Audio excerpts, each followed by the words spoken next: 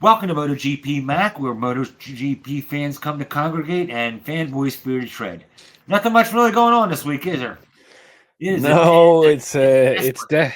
it's definitely the calm after the storm or the storm before the calm, whatever fucking way it is anyway. But it's yeah. Well, look, this time last week we were all hyper over the actually as we were filming it on the Sunday, so the race hadn't even happened yet this time that we're doing it. So yeah, look, it's a lot went on in the test, but I suppose the championship now done.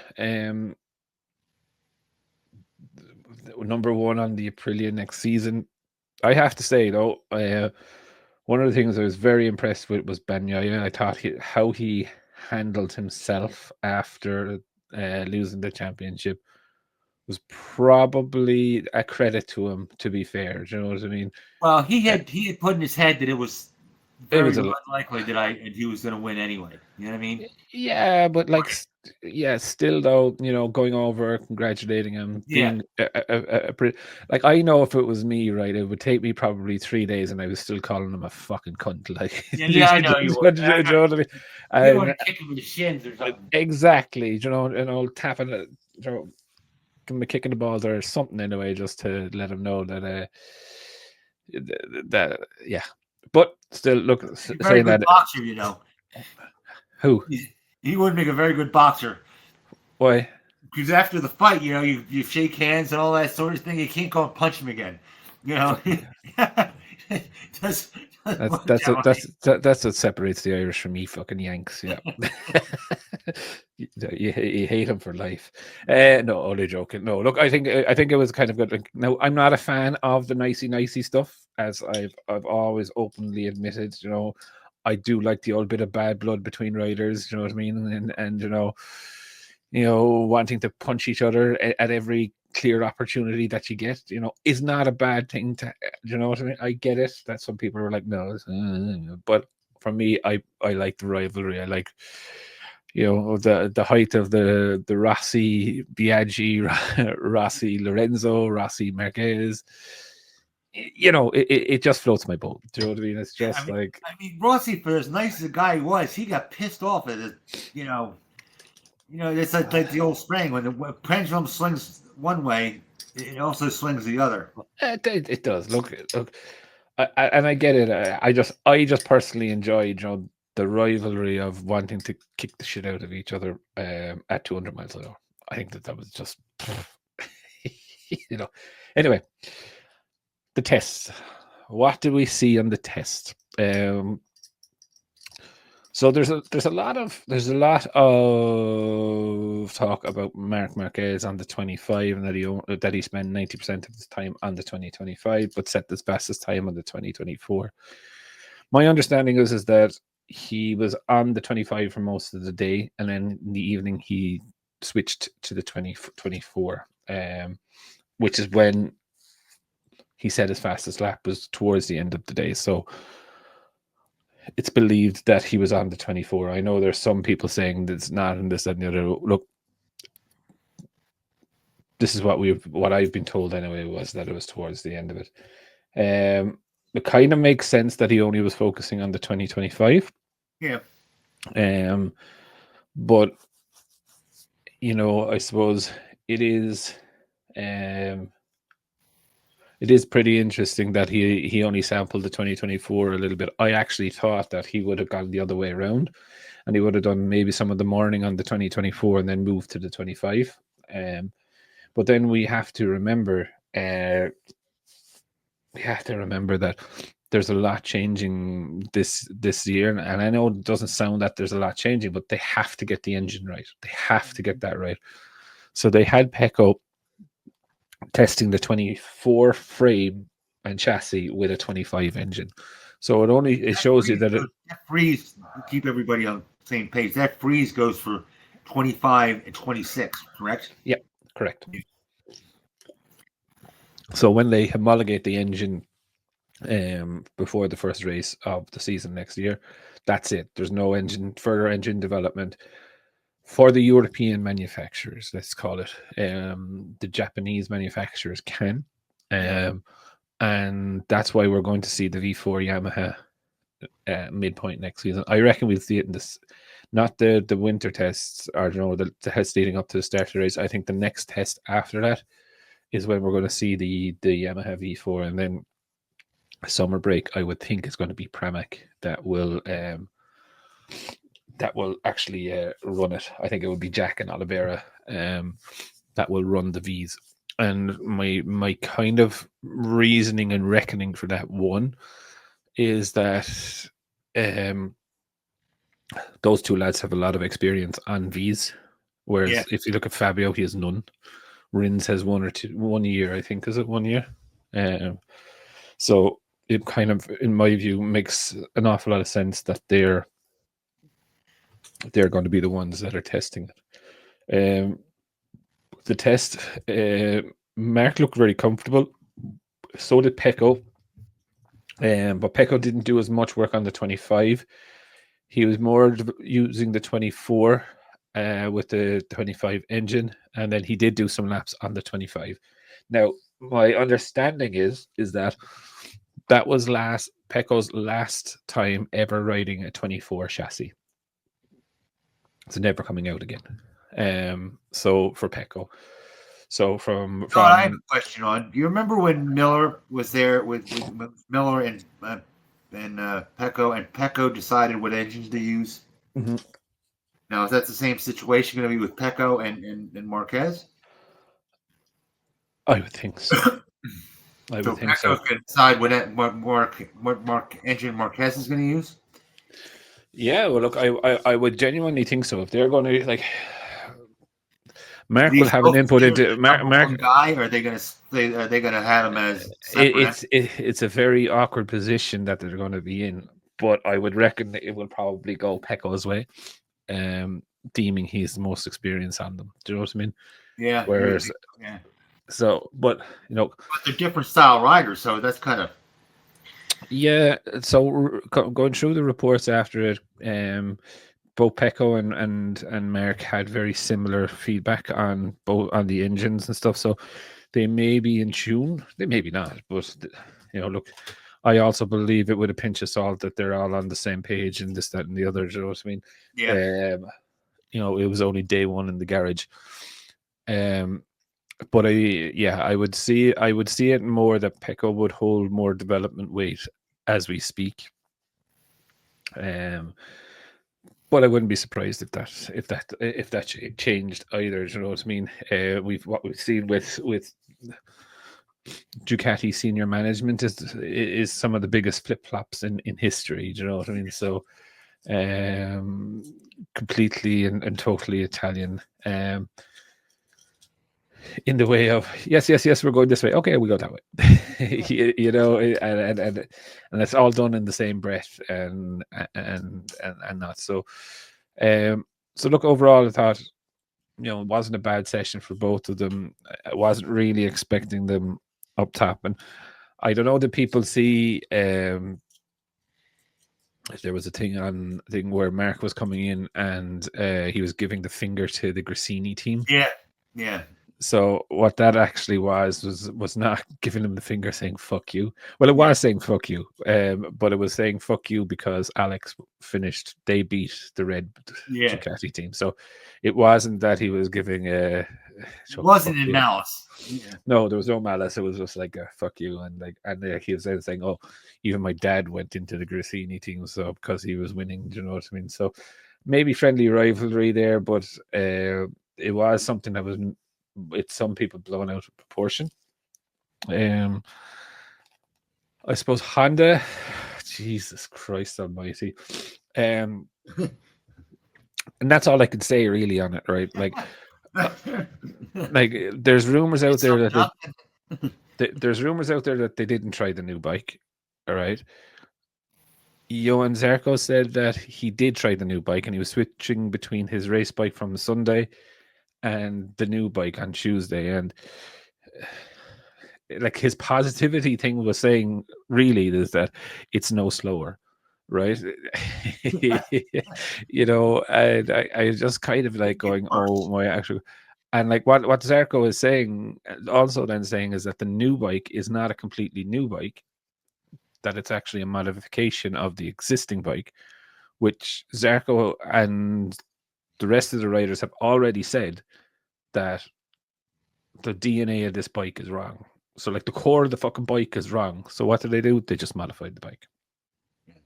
Weak engineering.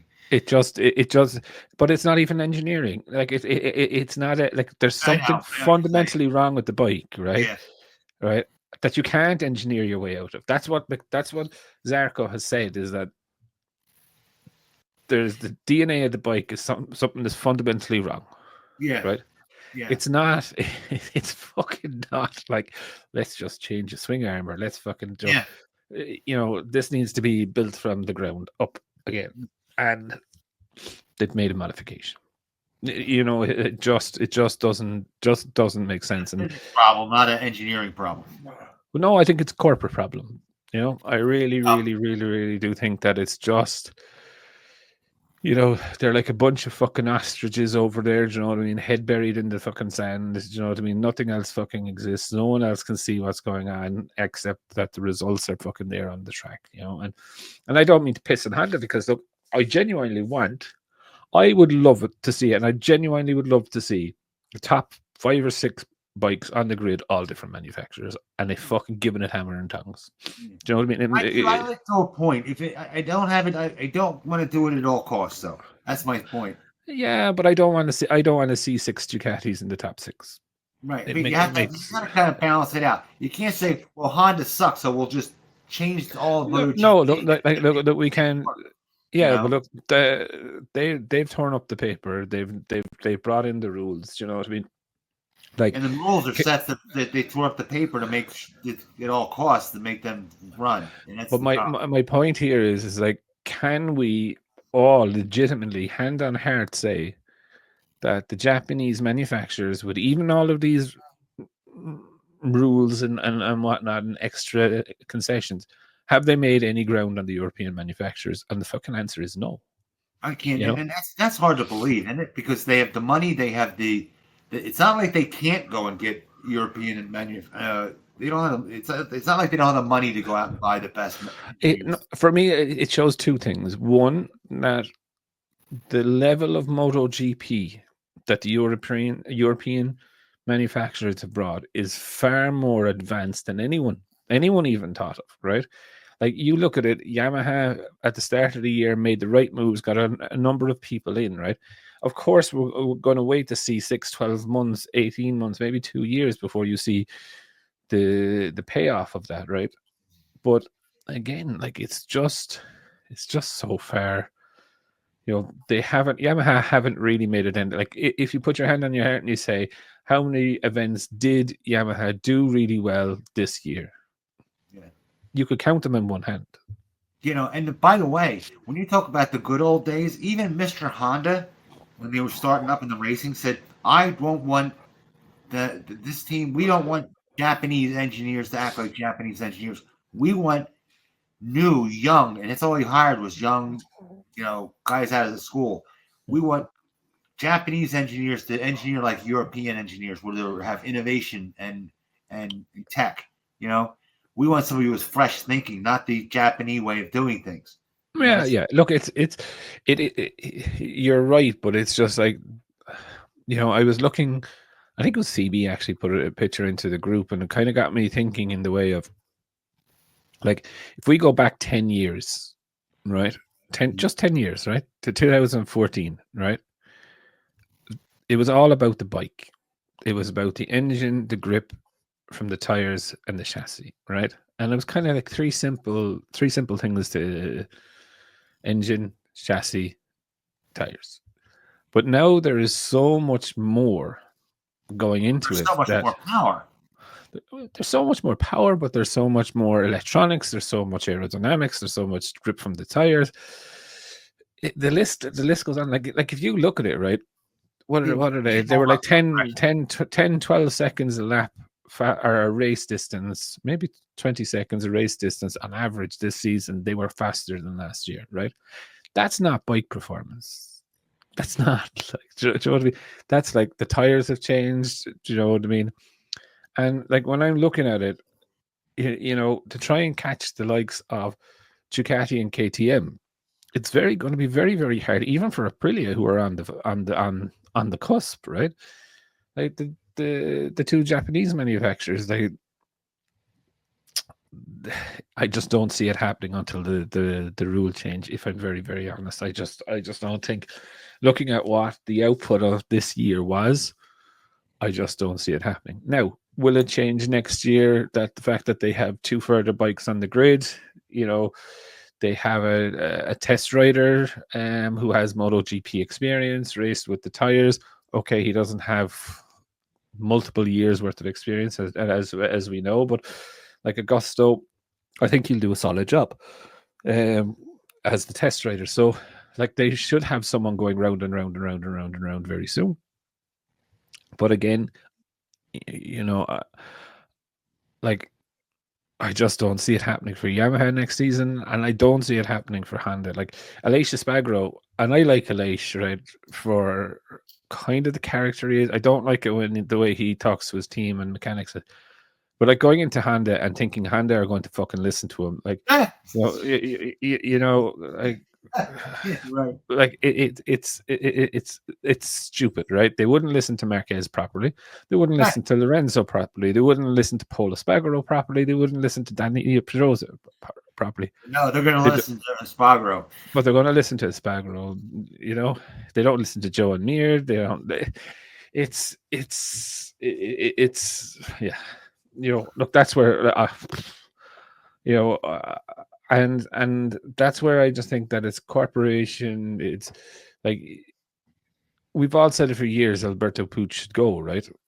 Who do you replace Alberto Puig with? But who do you replace him with, right? Right. Like the riders in the team, they love him, right? Because they know he'll stick up for them, and they know he'll do this and that and the other. And now saying that, I'm not a biggest fan of Puig, if I'm honest, right? But will the results change by getting rid of Puig? They won't. No. You know what I mean? And there's gonna be another guy doing what they're told. Exactly. From up higher up. Exactly. Now, I've heard this 4 or 5 times in the last 3 weeks that Suzuki are potentially in the next 2 years looking to come back into world motorsports. What? So superbikes for sure. Wow. You don't understand. There's the Suzuki is having bikes and they're stuffing them in rooms in warehouse. So Suzuki, excuse me now, 1 second. Excuse me. One morning now, be blessed. Suzuki apparently, while we weren't looking at it, have increased their market share in India, and they're selling. I think they're going to pass by 8 million units in India this year. Huh? So, yeah. And bread and butter bikes I was telling you about. Remember? Yeah. So it's looking. They're going to get on their stick because they got to get some home cooking because their bread and butter bikes are getting their ass handed to them. Yeah. So look, now I don't know how true that is. I've heard a couple of rumors from a couple of places. So it's possible that Suzuki would be back in maybe. I think 27 would probably be too early. But it would probably be back in World Supersports, I would say, within the next 2 years or so. On the other side of it, we have KTM, who are in the absolute fucking horrors of financial trouble.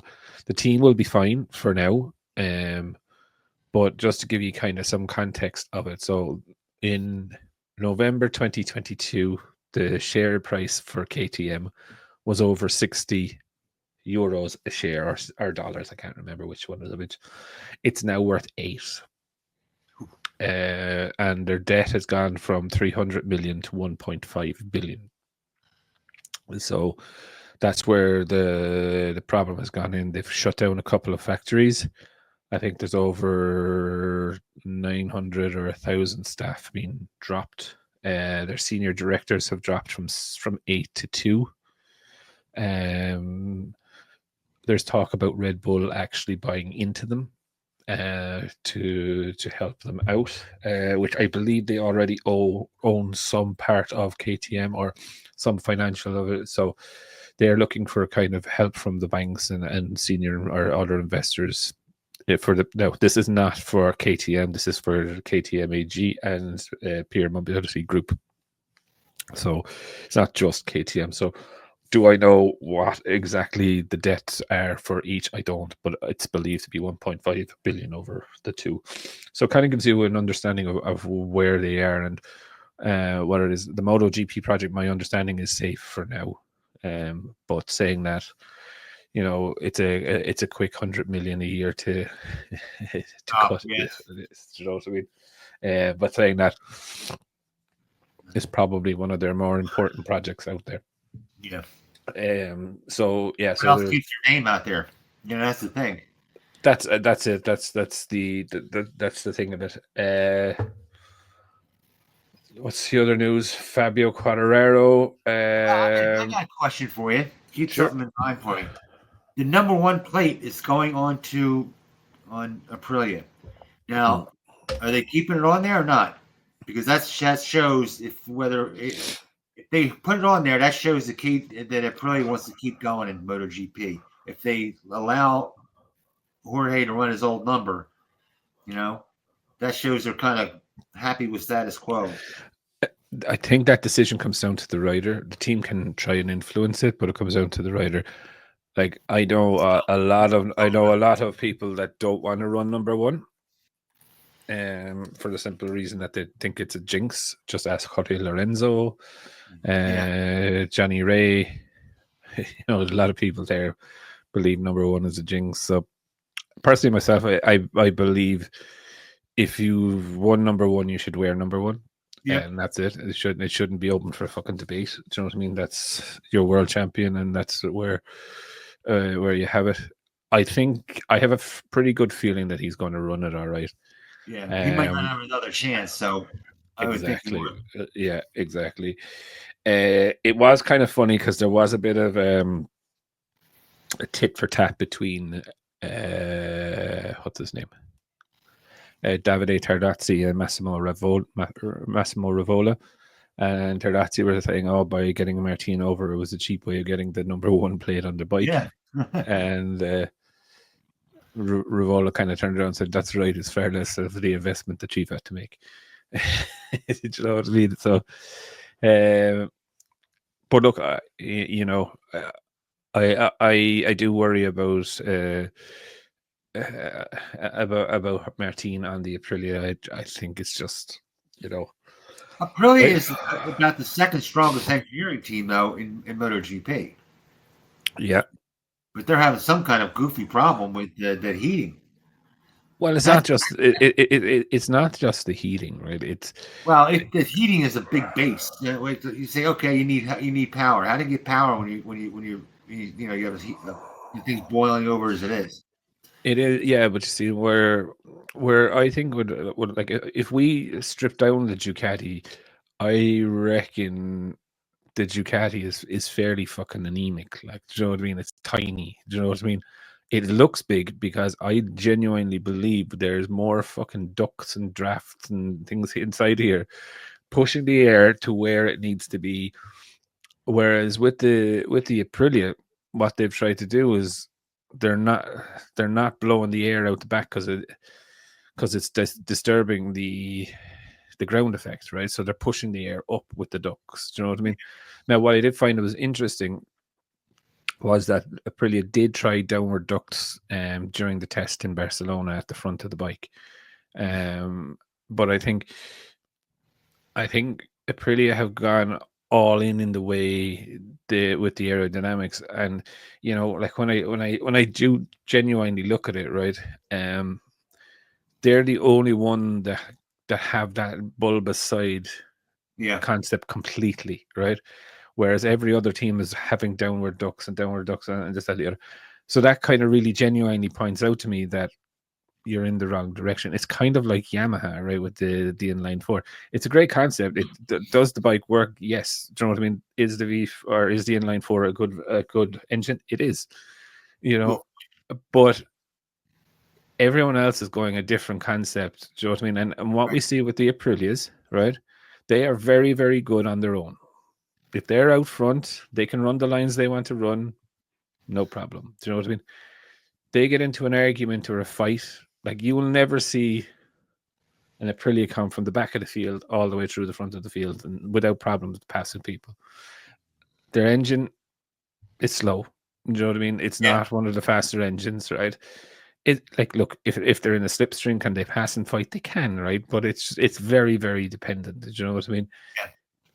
They have to take a wide line or an arcing line like the inline four is. Do you know what I mean? They can't V the corner and fucking have the grunt coming out of it. So yeah, that's why they do well in qualifying, and then they get in the racetrack and they. So exactly, and like this is what, because someone was saying to me recently, and they're like, "Oh, Martin did well in the test, you know, so it looks a bit better for them." But I'd be like, "Well, A, we know the Aprilia works around Barcelona. B, it's testing, right? Within a thing, they're not racing. Do you know what I mean?" Now, Aleix Espargaro did a really, really good job at holding people up during the race weekend, right? But if you unleashed Aleix, he probably could have challenged towards the front. Do you know what I mean? But he was just in a dogfight with people, probably running maybe a little bit slower than what he would normally run. So for me, you know, I'm not so convinced that Martin will be fine on the Aprilia. I think it's going to be a bit of a struggle for him next season. Now, it was good to see how he adapted to it. You know what I mean? Like you could see his riding style was coming through quite naturally on it, which was a good thing to see. But in saying that, it is. Yeah, you can see him next year. I could see him actually getting a pole, and then getting pole position, and then the race starts, and he starts fading back. You know. Yeah. Look, like when you look at it, like you see, they'll start well, or sorry, they'll get pole. You'll get pole for sure, but like even the Ducati launch system, like will just fucking annihilate him. Like, do you know what I mean? That's it. And once he's behind, it'll be very hard for him to pass. So yeah, so look, it was. I'm just not so confident. I don't know. I'd like to see him do well on it, because the other side of the coin, I'd like to see Martin win another championship.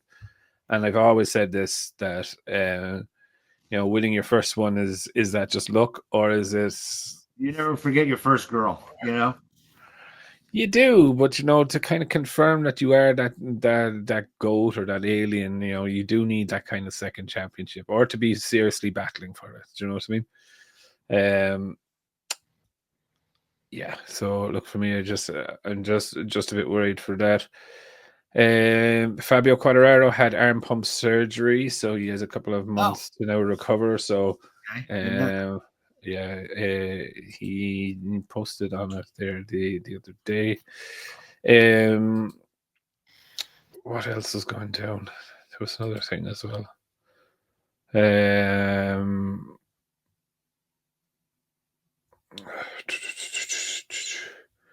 There was one other thing. The engine freeze was the dumbest thing that the Pro could have done, or maybe they just had to because of money. But that was the stupidest thing. Yeah. Look, that's their main Achilles heel in what I can see. Do you know what I mean?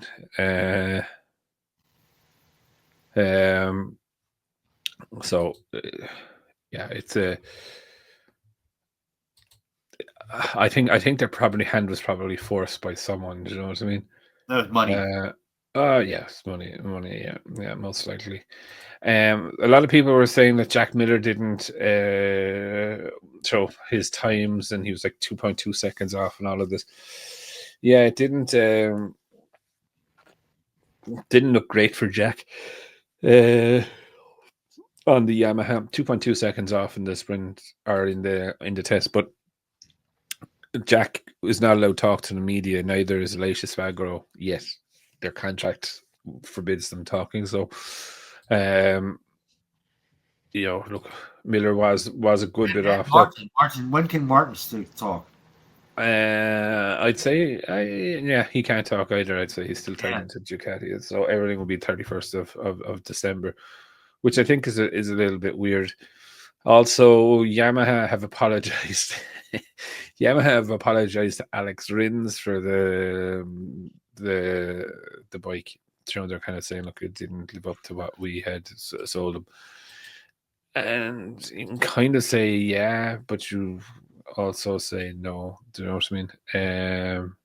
Quarter hour is such a waste on the Yamaha right now. It's just He is, but look, I think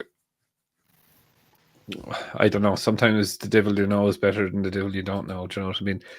And maybe look, like we all know that Gigi has told Fabio on multiple occasions, "You have my number." Do you know what I mean? But look, it will be interesting.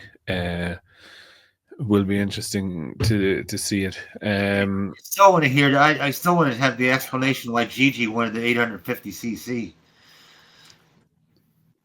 Let me set up an interview with him, and you can ask him. I will.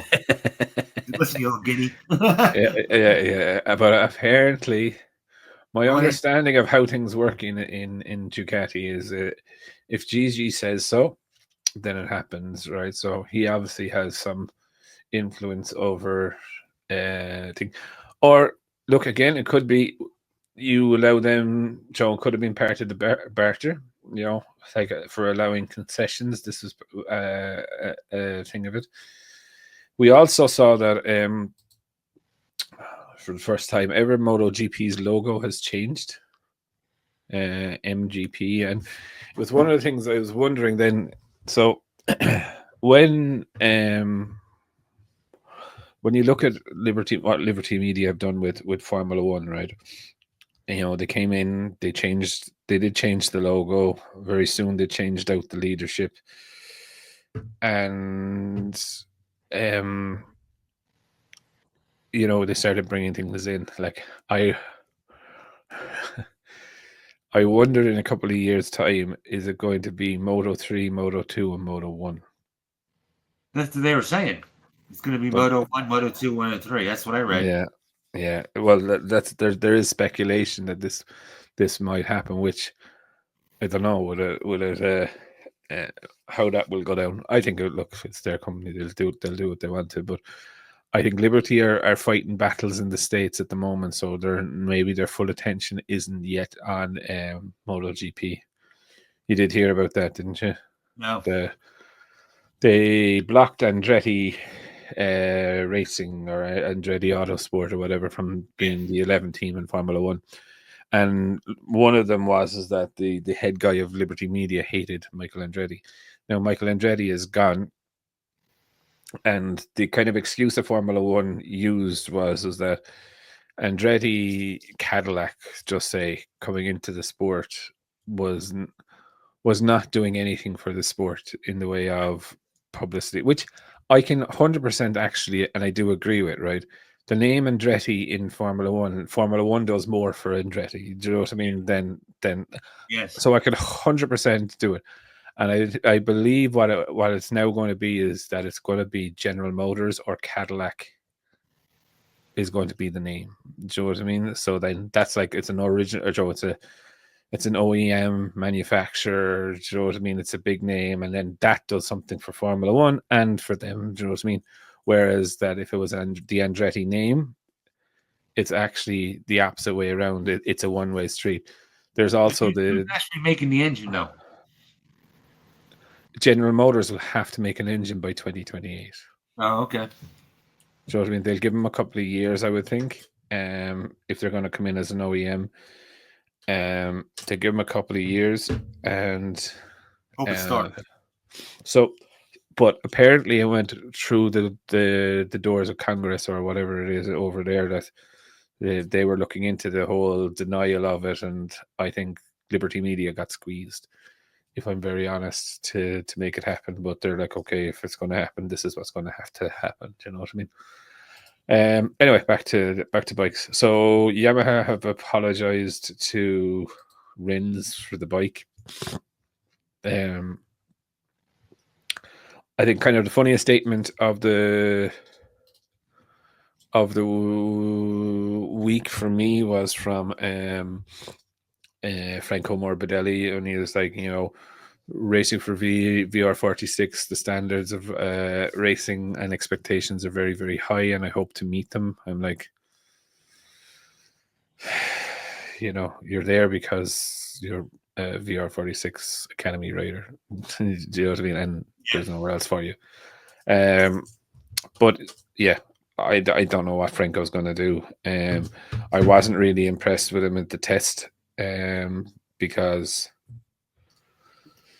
look, he didn't change bike. Do you know what I mean? He was riding the same bike and he was still fairly slow compared to others. So I'm kind of like, really, you need to kind of pull your finger out of your arse now and get going.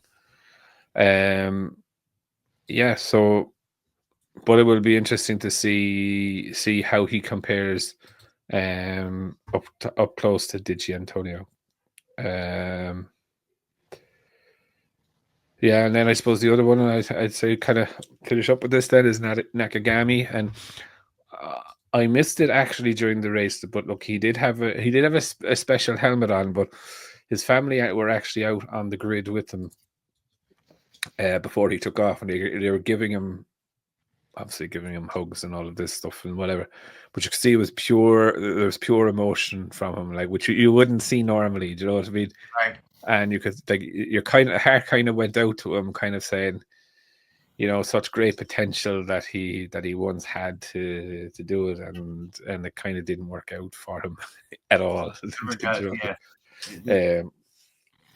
All in all, that I think, like, look, he is still within the Honda factory, and he will be test riding and this, that, and the other. So it's not like he's never not athletes; they're good at math. Yeah, but still, look, he wasn't a bad rider overall. He's made some fucking stupid mistakes. Do you know what I mean? But look, like when you look at it, right, he was more consistent than Mir and Marini. Yes, you could say that he was on Honda longer than the two of them, but fuck it, I would prefer to have him. At least he's trying. He gave 110% every time he went out there. Yeah. So how many kamikaze laps did he throw? That's it. Yeah. That's it. And like I'll always remember that race in Aragon where he was a pole, or was he on the front row and whatever, and like we were all fucking rooting for him to do it, and he fucking crashed. Like well, I'd say that he's given Honda their only good advertising for the last 4 years. Yeah. You know what I mean? The only, the first session, topping the charts for the first session. That's about it. Yeah. And that's because he tried so hard. It wasn't because the bike was any good. That's it. Anyway, I think on that bombshell, look, there's not much happening this week, but we'll wrap it up there for this week, and hopefully we're not having a war by the next week go around. But sure, look, that's next week's problem. Yeah. Yeah, we'll deal with that next week. Anyway, on that bombshell, we'll wrap it up there. Take it easy, folks. See you later, folks. Have a good one.